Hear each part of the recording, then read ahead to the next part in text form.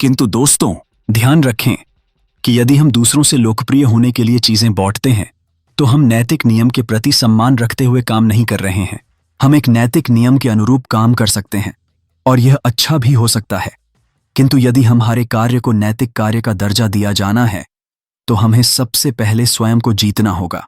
जब हम किसी काम को केवल शुद्ध कर्तव्य भाव से करते हैं तभी इसे नैतिक कार्य कहा जा सकता है। इसलिए कांट की नैतिकता को कर्तव्य की नैतिकता कहा जाता है। हम रेड क्रॉस कार्यक्रम या मंदिर आयोजन के लिए पैसा इकट्ठा करने को अपना कर्तव्य महसूस कर सकते हैं। हाँ, और महत्वपूर्ण बात यह है कि हम इसे सही समझकर करते हैं। भले ही हमारे द्वारा इकट्ठा किया गया पैसा गली में गिर जाए, खो जाए और यह उन लोगों के भोजन के लिए पर्याप्त न हो जिनके लिए इसे इकट्ठा किया गया था, तब भी हमने एक नैतिक नियम का पालन किया है। हमने सद्भावना से काम किया है और कांट के अनुसार यह सद्भावना, यह शुभ संकल्प ही नैतिकता को निर्धारित करते हैं। किसी कार्य के परिणाम नैतिकता को निर्धारित नहीं करते कि हमारा काम नैतिक था या नहीं था। कांट की नैतिकता को इसीलिए सद्भाव की नैतिकता भी कहा जाता है। हमारे लिए यह जानना इतना महत्वपूर्ण क्यों था कि हमने काम सिर्फ नैतिक नियम के अनुरूप नहीं बल्कि उसे नैतिक नियम के सम्मान स्वरूप काम किया है। निश्चय ही सबसे महत्वपूर्ण बात यह है कि जो हम करते हैं वह वास्तव में लोगों की सहायता करता है। वास्तव में बात यही है और कांट भी आपसे असहमत नहीं होगा। किंतु अपने अंदर यह जानने के उपरांत ही हम वास्तव में स्वतंत्र रूप में काम करते हैं। जब हम सुनिश्चित कर लेते हैं कि हम नैतिक नियम के सम्मान स्वरूप काम कर रहे हैं तो हम स्वतंत्र रूप से तभी काम करते हैं जब हम किसी नियम का पालन करते हैं। क्या यह कुछ अजीब सा खेल नहीं लगता? कांट के अनुसार नहीं। हमें शायद याद होगा कि कांट के लिए यह पूर्व मान्यता अनिवार्य थी कि मनुष्य के पास स्वतंत्र इच्छा है। यह एक महत्वपूर्ण बिंदु है क्योंकि कांट ने कहा था कि हर चीज कारणता के नियम का पालन करती है। तब फिर हम स्वतंत्र इच्छा कैसे रख सकते हैं? इस बिंदु पर कांट मनुष्य को लगभग उसी तरह जैसा देकार्त ने दावा किया था कि मनुष्य दोहरा जीव है जिसके पास एक शरीर है और एक मन है, दो भागों में बांट देता है। भौतिक जीव के रूप में हम पूरी तरह संपूर्णतः कारणता, कार्य कारण संबंध के अटूट नियम की दया पर हैं। कांट कहता था, इसका निर्णय हम नहीं करते कि हमें क्या बोध होगा।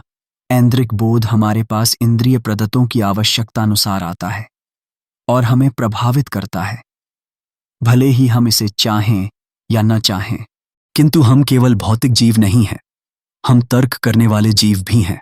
भौतिक प्राणी होने के नाते हम प्राकृतिक दुनिया के हैं, अतः हम कारणिक संबंधों के अधीन हैं और इस रूप में हमारी स्वतंत्र इच्छा नहीं है। किंतु तार्किक प्राणी के रूप में हम भी उस अस्तित्व का भाग हैं जिसे कांट डिंग एंड साइच world as it exists in itself कहता है, यानी दुनिया जैसे यह स्वयं में अस्तित्ववान है, हमारे ऐन्द्रिक प्रभावों से स्वतंत्र। जब हम व्यावहारिक तर्क का अनुगमन करते हैं जो हमें नैतिक निर्णय करने की क्षमता प्रदान करता है, सिर्फ तभी हम अपनी स्वतंत्र इच्छा का प्रयोग करते हैं, क्योंकि तब हम नैतिक नियम का पालन कर रहे होते हैं। दोस्तों, यह हम ही हैं जो उस नियम को बनाते हैं जिसके अनुरूप हम हैं। हाँ, यह एक तरीके से सही है। यह मैं हूं या मेरे अंदर का सद्भाव है जो मुझे बताता है कि मुझे दूसरों के प्रति ओछा नहीं होना चाहिए। अतः जब आप ओछा न बनने होने का फैसला करते हैं, भले ही यह आपके अपने हितों के विपरीत हो, तब आप स्वतंत्र रूप से कार्य कर रहे होते हैं। आप खासतौर पर उस समय स्वतंत्र या मुक्त नहीं हैं जब आप मनमाने ढंग से या अपनी इच्छाओं के गुलाम होकर काम करते हैं। एक व्यक्ति अनेक प्रकार से दास हो सकता है, यहां तक कि व्यक्ति अपने अहम का भी दास हो सकता है। व्यक्ति को इच्छाओं और दुर्गुणों से वास्तव में ऊपर उठने के लिए ही आत्मनिर्भरता और स्वतंत्रता की जरूरत पड़ती है। काम, क्रोध, लोभ, मोह जैसी वासनाओं से ऊपर उठकर मनुष्य को उन सार्वभौमिक नैतिक नियमों के अनुसार काम करना चाहिए जिनका निर्धारक वह स्वयं है, कोई अन्य नहीं। अब जानवरों के बारे में क्या कहेंगे? हम सोचते हैं कि वे तो बस अपनी इच्छा और जरूरत के पीछे चलते हैं। वे न तो भूतकाल के लिए पश्चाताप करते हैं और न ही भविष्य के सपने संजोते हैं। उन जानवरों, पेड़ पौधों या पशु पक्षियों के पास नैतिक नियम पालन करने के लिए कोई स्वतंत्रता नहीं है, और यही अंतर है जानवरों और मानवों में। और आखिर में शायद हम यह कह सकते हैं कि दर्शन शास्त्र में तर्क बुद्धिवाद एवं अनुभववाद में पारस्परिक विवादों और कलह को लेकर जो गतिरोध उत्पन्न हो गया था, कांट हमें उससे बाहर निकलने का रास्ता दिखाने में सफल हुआ है। कांट के साथ दर्शन शास्त्र के इतिहास के एक युग का अंत हो जाता है। कांट की 1804 ईस्वी में उस समय मृत्यु हुई जब रोमांटिसिज्म का काल अपने चढ़ाव पर था। उसकी सर्वाधिक उद्धृत कहावत कोनिग्सबर्ग में उसके कब्र के पत्थर पर खुदी हुई है। प्रायः जितनी बार और जितनी गहनता से मैं उन पर चिंतन करता है, ये दो चीजें मेरे मन को निरंतर बढ़ते आश्चर्य और विस्मय से भर देती हैं कि मेरे ऊपर सितारों भरा विशाल आसमान है और मेरे भीतर सार्वभौमिक नैतिक नियम स्थित है। यदि हम केवल ऐन्द्रिक प्राणी की तरह रहते हैं तो कांट के विश्वास के अनुसार हमें कोई स्वतंत्रता नहीं है, किंतु यदि हम वैश्विक विवेक तर्क का पालन करते हैं तो हम स्वतंत्र या आजाद हैं।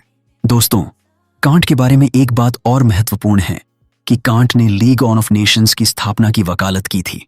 उसने अपने शोध प्रबंध चिरस्थायी शांति में लिखा कि सब देशों को एक लीग ऑफ नेशंस में इकट्ठा हो जाना चाहिए और यह सभी देशों के बीच शांतिपूर्ण सह अस्तित्व का आश्वासन देगी। 1795 ईस्वी में इस शोध प्रबंध के प्रकाशित होने के 125 वर्ष बाद प्रथम विश्व युद्ध के बाद लीग ऑफ नेशंस की स्थापना हुई। दूसरे विश्व युद्ध के बाद इसका स्थान यूनाइटेड नेशंस संयुक्त राष्ट्र संघ ने ले लिया। इसलिए हम कह सकते हैं कि कांट यूएन विचार का जनक था। कांट का मुख्य बिंदु यह था कि मनुष्य का व्यावहारिक तर्क राष्ट्रों से यह अपेक्षा करता है कि वे प्रकृति की जंगली अवस्था से बाहर निकलें, क्योंकि इससे युद्ध होते हैं और देशों को शांति बनाए रखने के लिए आपस में संपर्क में रहना चाहिए। यद्यपि लीग ऑफ नेशंस की स्थापना का रास्ता लंबा और कठिन है, फिर भी हमारा यह कर्तव्य है कि हम समूचे विश्व में स्थायी शांति के लिए प्रयत्नशील रहें। इस प्रकार की लीग की स्थापना कांट के लिए बहुत आगे का लक्ष्य था। हम यह कह सकते हैं कि कांट के दर्शन का यह अंतिम लक्ष्य था।